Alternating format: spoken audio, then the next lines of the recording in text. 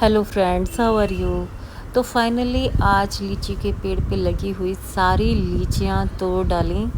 हबी ने ट्रेनों को बनाया स्टूल और उस पर चढ़कर बहुत आराम से सारी लीचियाँ एक एक कर तोड़ी। छोटे बेटे ने पूरी हेल्प की अपने पापा की लीची तोड़वाने में, क्योंकि बंदर डेली सुबह शाम आकर सारे फलदार पेड़ों से फल झाड़ रहे थे।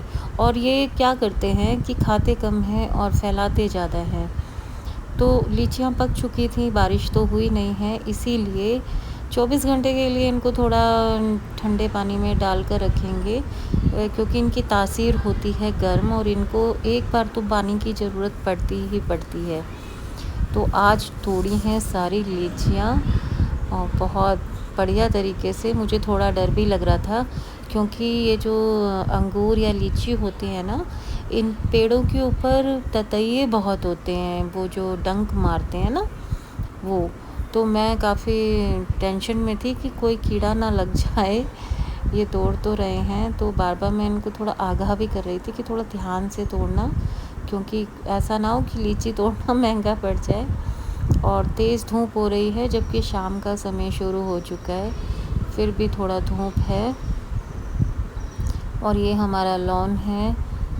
क्रिसमस ट्री मैंने दोनों तरफ लगाए हुए हैं, क्योंकि ये देखने में बहुत अच्छे लगते हैं। हालांकि कोई काम के पेड़ नहीं हैं ये, काम के फलदार पेड़ होते हैं, और वो बहुत लगे हैं, 30-40 लगे हैं। कभी उनका टूर विज़िट कराऊंगी। अभी मेरे को छोटा बेटा मुझे भी दे रहा था कि मम्मी खा के देखो, बहुत मीठी हैं। और सच में लीची बहुत मीठी थी। एक दो से तो ज़्यादा खाना वैसे नुकसान देता है, लेकिन वो कहते हैं ना कि घर की जो होती हैं चीज़ें वो वैसे भी बहुत टेस्टी लगती हैं, और घर के लगे फल की तो बात ही अलग है। और हर इंसान में थोड़ा बचपना ज़िंदा होता है। कभी बचपन में पेड़ पे चढ़कर भी तोड़कर खाए हैं फल। अभी बेटे ने दिए तो मैंने खाया, मैं कुछ अच्छी लगी, बहुत टेस्टी मीठी मीठी लीची है, रसगुल्ले की तरह लग रही है। अच्छी है। और दूसरा ये है कि कम से कम घर के लगे जो पेड़ों के फल होते हैं उनका ये होता है कि कोई पेस्टिसाइड उनमें नहीं डाला हुआ, कोई कीटनाशक छिड़काव नहीं किया हुआ, बिल्कुल नेचुरल चीज़ों से वो पेड़ पे जो फल होते हैं, कोई भी हानिकारक खाद नहीं डली होती है। ज़्यादा से ज़्यादा गोबर खाद को हम यूज़ करते हैं, वो भी हमारी गौ माता से ही हमें मिल जाती है। तो ये बिल्कुल पवित्र होते हैं, बिल्कुल स्वास्थ्य के लिए अच्छे होते हैं। और 2-3 लीची मैंने ऐसे ही खाते खाते एंजॉय किया, क्योंकि वो दोनों लगे हुए थे लीची तोड़ने में, और बीच बीच में मुझे बेटा पकड़ा कर जा रहा था कि आप भी खा के देखो, टेस्टी हैं।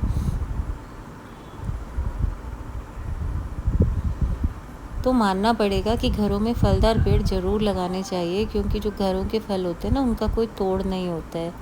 ये मेरा पाम ट्री है, बहुत खूबसूरत है। और ये देखो ट्रेनों को तो पूरा कबाड़ बना दिया है सारे, उस पर छत पर उसके पत्ते ही पत्ते हैं। और अभी देखो ये एक और लीची मुझे पकड़ा दी है। कितना सुंदर रंगत है ना, घर के पेड़ों की बात ही कुछ और होती है। अब तो बंदर छोड़ते नहीं हैं, नहीं तो कभी इतने फल होते थे कि हम लोग बांट बांट कर थक जाते थे कि कितने खाएं कितने बांटें, और फिर भी फल बच जाते थे, इतने फल होते थे, क्योंकि बंदर नहीं थे। अभी तो इन बंदरों ने ऐसा किया हुआ है कि ज़्यादा फल पेड़ से उतरते ही नहीं हैं, ये लोग खा के बखेर के चले जाते हैं। मतलब एक होता है ना, उत्पाती होते हैं बंदर थोड़ा से। तो अभी क्योंकि 5:30-6 बजे तक तो पूरा झुंड का झुंड आ जाता है, सुबह के 5-5:30 बजे और शाम के 5-5:30 बजे।